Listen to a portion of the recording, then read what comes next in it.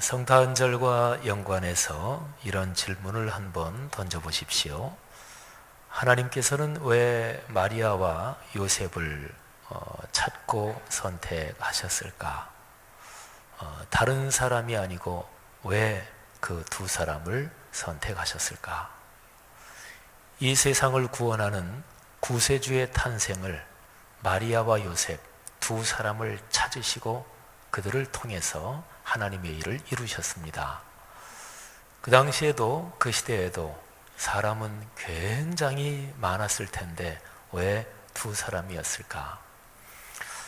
오늘 설교는 이 질문을 중심으로 또 성탄의 의미를 같이 묵상해 보려고 합니다. 사람은 살아가면서 네 가지가 이루어지면 그 사람의 삶은 성공한 것입니다. 자기의 소원을 가지고 소원을 성취하고 그리고 행복을 누리고 행복을 나누면 됩니다. 첫째는 소원이요, 두 번째는 성취요, 세 번째는 성취한 행복을 누리는 것이요, 그리고 내가 누릴 뿐만 아니라 다른 사람에게 나누는 것이지요. 그러니까 소원 성취, 행복 나눔, 여기에 사람의 모든 것이 다 걸려있다, 그렇게 구조적으로 요약을 할 수가 있습니다. 제일 첫 번째는 무엇인가를 찾고 바라는 것이 있어야 돼요. 바라야 되잖아요. 원해야 되잖아요. 그러니까 바람이 있어야 되고, 두 번째는 이루어야 됩니다. 세 번째는 누려야 됩니다. 그리고 네 번째는 남에게 선한 영향력을 끼쳐야 돼요. 이 네 가지, 바람, 이룸, 그리고 누림, 끼침, 이 네 가지를 다 끝까지 간다, 완주한다, 그러면 그 사람의 삶은 아주 크게 성공한 것입니다. 바라기는 하는데 이루지 못하는 사람들이 세상에 얼마나 많아요? 소원들은 다 있잖아요, 그렇죠? 근데 다 이루는 게 아니에요. 그러니까 바라기는 하지만 이루지 못하는 사람들이 많아요. 이루기는 하는데 그거를 내가 누리지 못하는 사람 굉장히 많습니다. 집은 내가 지었는데 내가 살지 못하고, 내가 열심히 농사 지었는데 농사도 작황이 좋은데도 내가 먹지 못하고, 그런 사람 많습니다. 성경에 나오는 하나님의 징벌, 하나님의 분노 중에서 제일 무서운 게 이런 거하고 연관이 되어 있습니다. 내가 집을 짓는데 내가 살지 못할 것이다. 내가 포도원 가꾸었지만, 그리고 포도 열매가 많이 열렸지만 내가 먹지 못할 것이다. 내가 결혼했는데 내 아내를 다른 사람이 취할 것이다. 뭐 이런 것입니다. 높은 자리에 오르면 뭐 하나요? 거기에서 그거를 잘해서 거기에 연관된 존경, 감사, 행복을 누려야 되는데 자리만 탐하다가 자리에는 올라갔는데 거기에서 창피와 부끄러움을 당하고 그리고 다른 사람의 지탄을 받는다면 그것도 역시 이루기는 이루었는데 누리지는 못하는 거지요. 그러니까 세상에는요, 이루었는데 누리지 못하는 게 굉장히 많습니다. 그 다음에 누리기까지 했다 그러면 보통은 그 인생 성공한 거다, 마지막 코스까지 잘 갔다, 이렇게 생각하겠지만 성경적으로는 아닙니다. 나중에 하나님 앞에 섰을 때 하나님은 네가 무엇을 누렸느냐 이렇게 묻지 않으실 것입니다. 하나님은 더 근본적인 것을 물으실 거예요. 내가 네게 준 복을 내가 누리고 그리고 종국적으로 다른 사람에게 어떻게 나누었느냐, 다른 사람에게 어떻게 선한 영향을 끼쳤느냐, 이거를 물으실 것입니다. 성도 여러분들이요, 이 네 가지 삶의 축복이 여러분에게 모두 다 있기를 축원합니다. 바라시고 이루시고 그리고 누리시고 그리고 다른 사람에게 좋은 영향력을 끼치며 나누고 베푸는 그런 복이 있기를 바랍니다. 그런데 제일 첫 번째 단계가 바라는 거예요. 찾는 거지요. 소원을 갖는 거지요. 무엇을 찾으시나요? 뭘 바라시나요? 그런데 사람이 누구나 다 바랄 것 같지만 그런데 사실은 안 그렇습니다. 바라지 않는 사람이 많아요. 내가 바라는 게 뭔지 정확하게 명백하게 이거다 이렇게 얘기 못하는 사람들 생각보다 굉장히 많습니다. 그 다음에 또 하나, 내가 바라긴 바라는데 좋은 거를 바라지 않는 사람들 생각보다 참 많습니다. 좋은 걸 바라야 돼요. 하나님이 원하시는 걸 바라야 돼요. 남에게 덕을 끼치고 선한 걸 바라야 돼요. 그래야 거기에 인생의 복이 있습니다. 자, 뭘 찾으시나요? 뭘 바라시나요? 마태복음 7장 13절, 14절 아주 유명한 구절이지요. 이렇게 기록되어 있습니다. 좁은 문으로 들어가라. 멸망으로 인도하는 문은 크고 그 길이 넓어 그리로 들어가는 자가 많고 생명으로 인도하는 문은 좁고 길이 협착하여 찾는 이가 적음이니라. 아멘. 사람들이 처음에 보기에는 좋은 길이지만 결국에는 멸망으로 끝나는 그 길로 많이 간대요. 처음에 보기가 좋아 보이니까 그 길로 많이들 들어서겠지요. 그렇지만 인생은 정보도 있고 인생의 세대가 이어지고 그러니까 그런 경험들을 통해서 좋아 보이지만 저 종국은 멸망이다 이런 걸 알 텐데 왜 자꾸 그리로 들어갈까요? 또는 생명으로 인도하는 문 왜 그리로 가지 않을까요? 처음에는 조금 어려워 보이고 내가 희생하고 내가 손해보는 것 같지만 결국에는 축복의 길이요 생명의 길인 거 이렇게 저렇게 조금만 정보를 넓혀보면 조금만 생각해보면 알 수 있는 길이 많을 텐데 왜 그리로 가지 않을까요? 마태복음 7장 14절에서는 이렇게 얘기를 합니다. 찾는 이가 적다. 그러니까 찾지 않는다는 거예요. 생명을 찾지 않는다는 거예요. 시편 14편 2절 3절은 이렇게 기록하고 있습니다. 여호와께서 하늘에서 인생을 굽어 살피사 지각이 있어 하나님을 찾는 자가 있는가 보려 하신즉 다 치우쳤으며 함께 더러운 자가 되고 선을 행하는 자가 없으니 하나도 없도다. 아멘. 하나님께서 하늘에서 내려다 보신대요. 사람들 중에 나를 찾는 자가 있나, 하나님을 찾는 자가 있나 하고서 이렇게 내려다 보시는데 없대요. 하나님 안에 축복과 영생과 그리고 삶의 찬란한 보석들이 있는데 왜 하나님을 찾지 않을까요? 왜 하나님의 그 축복을 받지 않을까요? 그는 근본적인 이유가 찾지 않는다, 바라지 않는다. 이게 바로 성경에서 말하는 원인입니다. 두 가지를 말씀드렸지요. 생명을 찾는가, 하나님을 찾는가. 그렇게 얘기하시는 분들이 계실 거예요. 생명을 찾고 하나님을 찾고 영원한 생명을 바라고 그리고 창조의 주님을 바라고.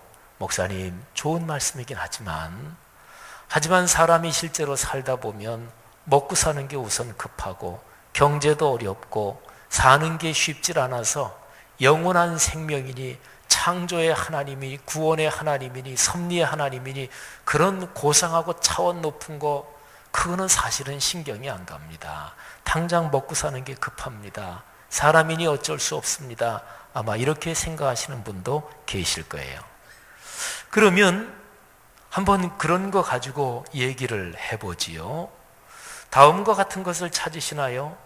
지략, 사람이 살면서 지략, 전략이 있어야 돼요. 사업을 하든 직장 생활하면서 진급을 하든 취직을 하든 뭘 하든 간에 지략이나 전략, 그 다음에 권력, 그리고 통치력 이런 거 사람이 찾나요?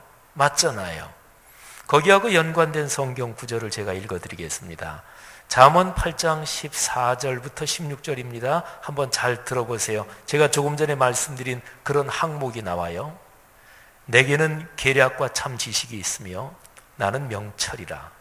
내게 능력이 있으므로 나로 말미암아 왕들이 치리하며 방백들이 공의를 세우며 나로 말미암아 재상과 존귀한 자 곧 모든 의로운 재판관들이 다스리느니라. 아멘.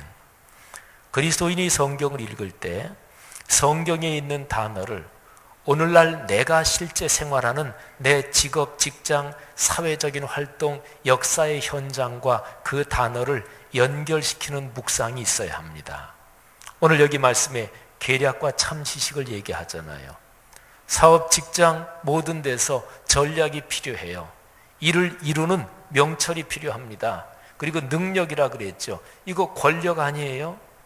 대통령 되기를 그토록 간절히 바라고 또 거기에 집단이 구성되는 이유는 권력 원해서 그러는 거 아니에요?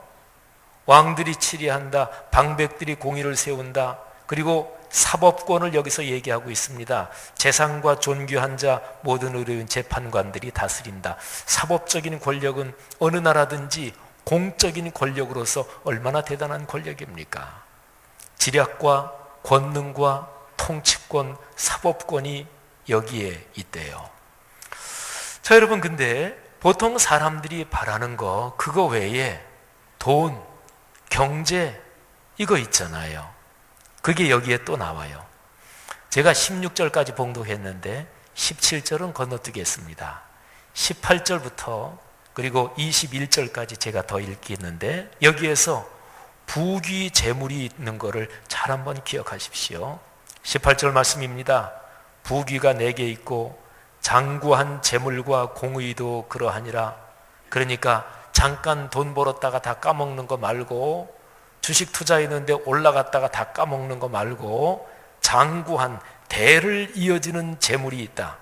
내 열매는 금이나 정금보다 나으며 내 소득은 수는보다 나으니라. 나는 정의로운 길로 행하며 공의로운 길 가운데로 다니나니 이는 나를 사랑하는 자가 재물을 얻어서 그 곳간에 채우게 하려 함이니라. 아멘. 부귀 재물이 있다는 거예요. 한 4년 전인가요? 3년 전인가로 기억하는데 그때 당시에 우리나라 10대들에게 설문조사를 했어요. 10억 정도 번다면 어떡하겠느냐. 그런데 그 설문조사 항목 중에서 감옥을 10년 가는 것, 그리고 10억을 번다면 괜찮겠느냐. 그랬더니 10대 젊은이들이 10억만 벌 수 있다면 감옥 10년 갔다 와도 괜찮다. 이렇게 응답한 젊은이들이 70%가 됐어요. 10대 중에서. 우리 사회의 단면이지요. 그러니까 사실은 현실적으로 생활하면서 부정이고 부패고 다 좋고 눈 한 번 더 딱 감고 그냥 그렇게 하면 걸리지만 않는다면 얼마든지 하겠다. 그런 게 오늘날 세태라고 볼 수 있겠지요. 자, 그런데 오늘날 일반적인 세태는 그런데 여기 앉은 여러분과 저는 그리스도인이니까 모든 걸 보고 계시는 하나님이 계시다고 믿는 사람이니까 마지막은 하나님 앞에서 모든 것을 결산해야 된다는 것을 알고 믿는 사람들이니까요. 세상 사람들하고는 다르겠지요.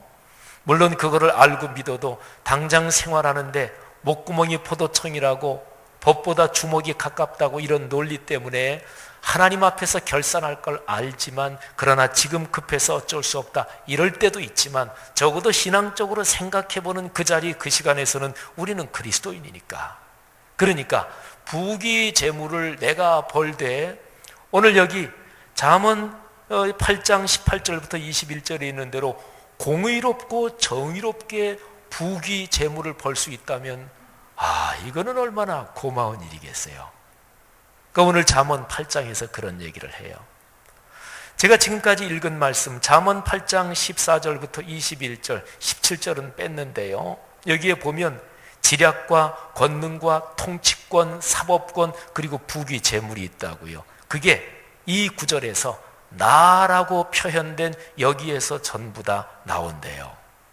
사랑하신 여러분, 그런데 어떻게 하면 그거를 얻고 누리고 또 그거를 마음껏 나눌 수 있을까요? 제가 건너뛴 17절에 그 비밀이 있습니다. 한번 들어보십시오.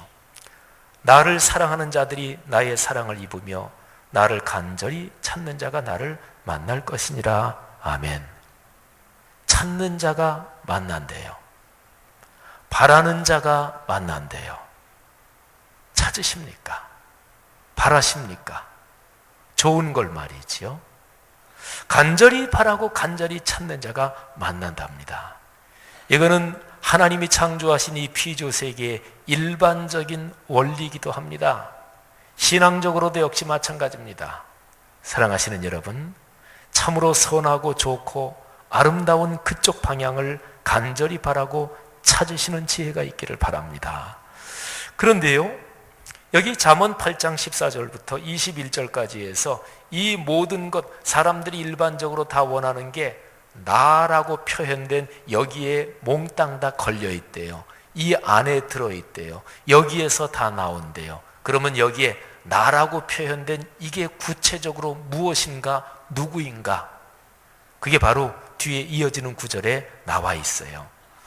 잠언 8장 22절부터 제가 쭉 한번 봉독할 텐데 차분히 읽겠습니다. 잘 들어보십시오. 성경 지식이 많은 분도 있고 그렇게 많지 않은 분도 있을 텐데 그래도 예수 믿는 사람이면 제가 한번 차분히 읽는 거 들어보시면 아, 이게 나라고 표현된 게 그거를 말하는구나 하는 것을 아실 수가 있을 거예요. 22절입니다. 여호와께서 조화의 시작 곧 태초에 일하시기 전에 나를 가지셨으며 만세전부터 태초부터 땅이 생기기 전부터 내가 세움을 받았나니 아직 바다가 생기지 아니하였고 큰 샘들이 있기 전에 내가 이미 났으며 산이 세워지기 전에 언덕이 생기기 전에 내가 이미 났으니 하나님이 아직 땅도 들도 세상 진토의 근원도 짓지 아니하셨을 때에라.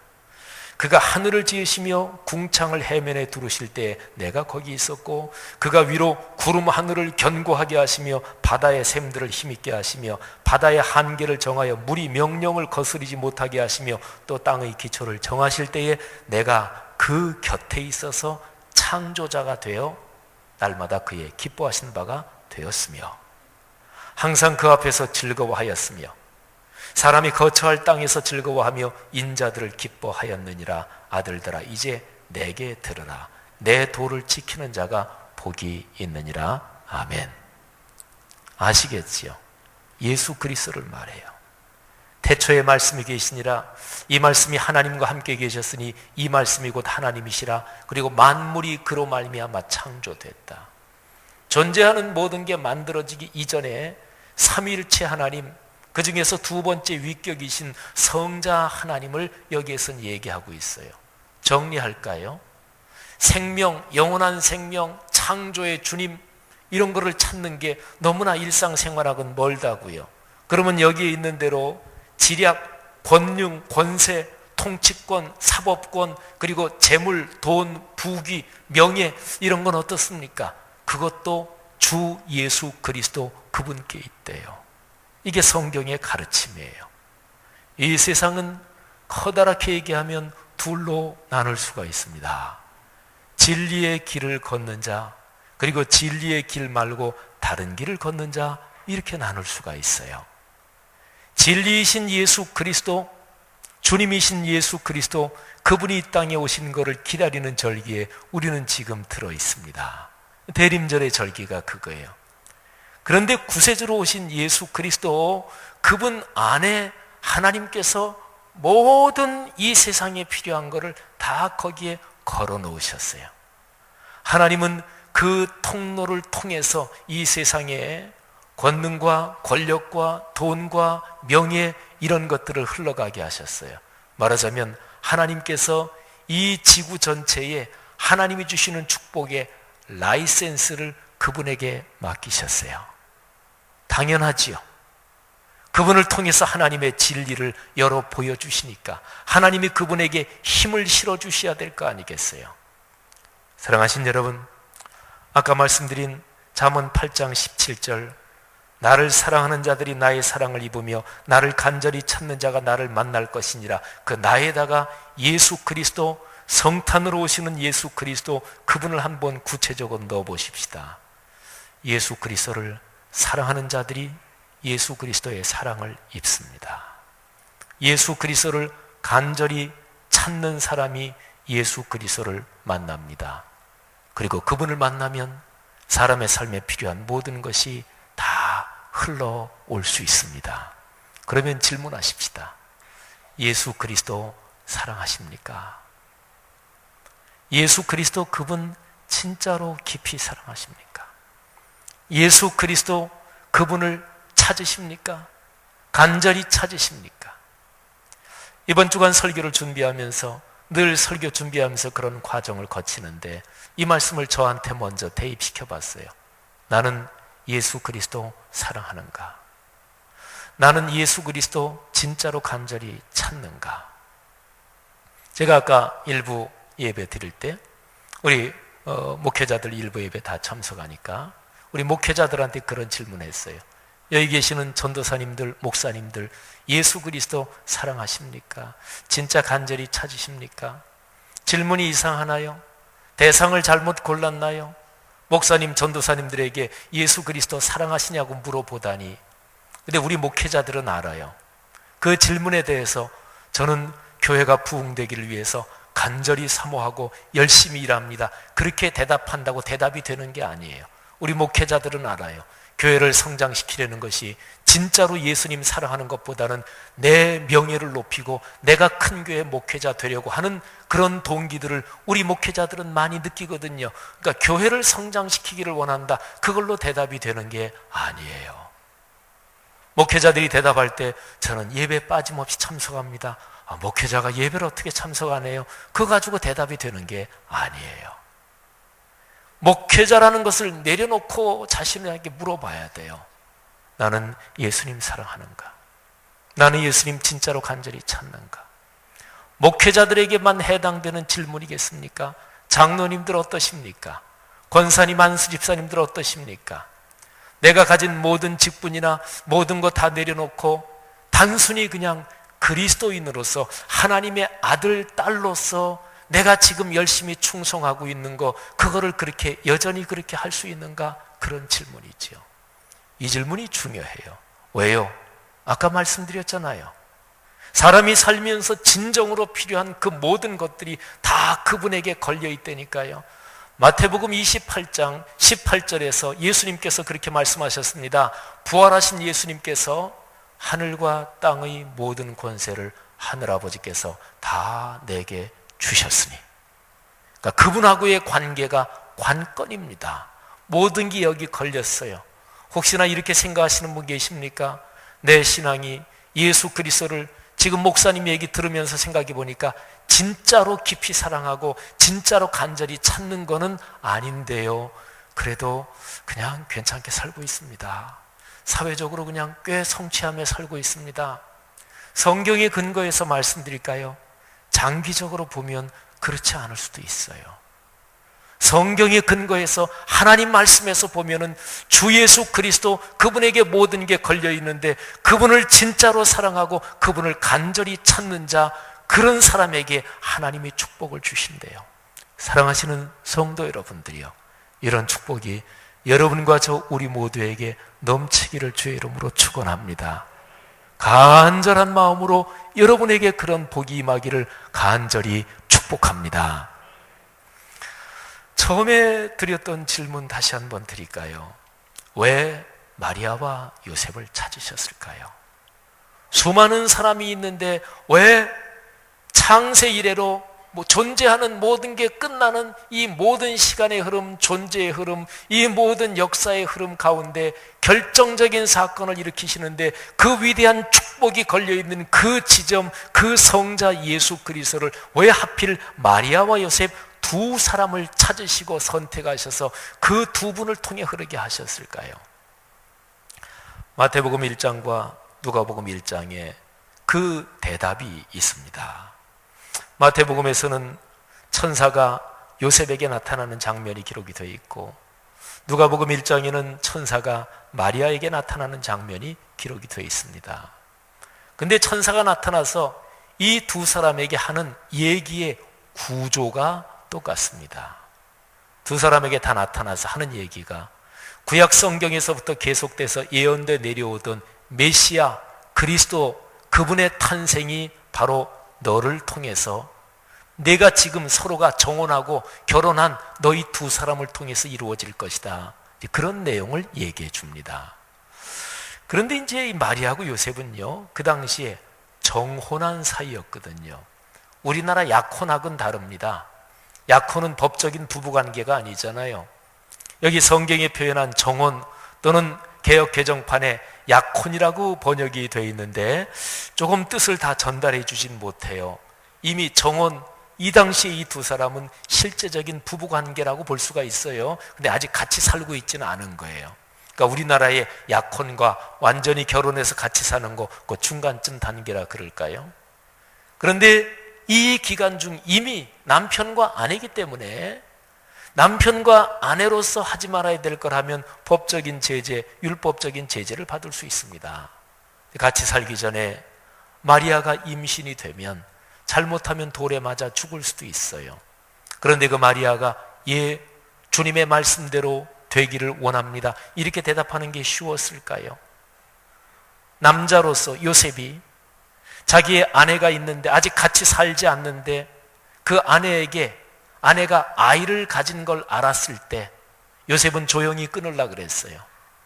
율법적으로 처리하지는 않고, 요셉은 사람 좋은 사람이었고 의로운 사람이었기 때문에 조용히 끊으려고 했는데 천사가 나타나서 내 아내 마리아에게 아이가 생긴 거는 성령이 임하셔서 그런 거다, 이 말을 그대로 믿고 아내 데려오는 게 쉬웠을까요?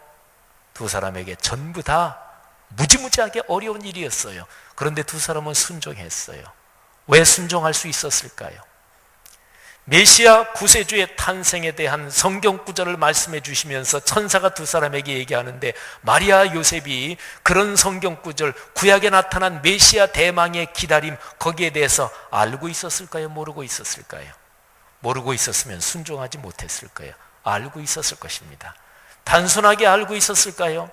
단순하게 지식으로만 알고 있었으면 순종할 수 없었을 거예요. 지식으로만 알고 있었던 게 아니라 그 구절을 믿었습니다. 그리고 그 구절이 성취되기를 기다리고 있었고 기대하고 있었고 하나님의 뜻이 이루어지는 것을 찾고 있었습니다.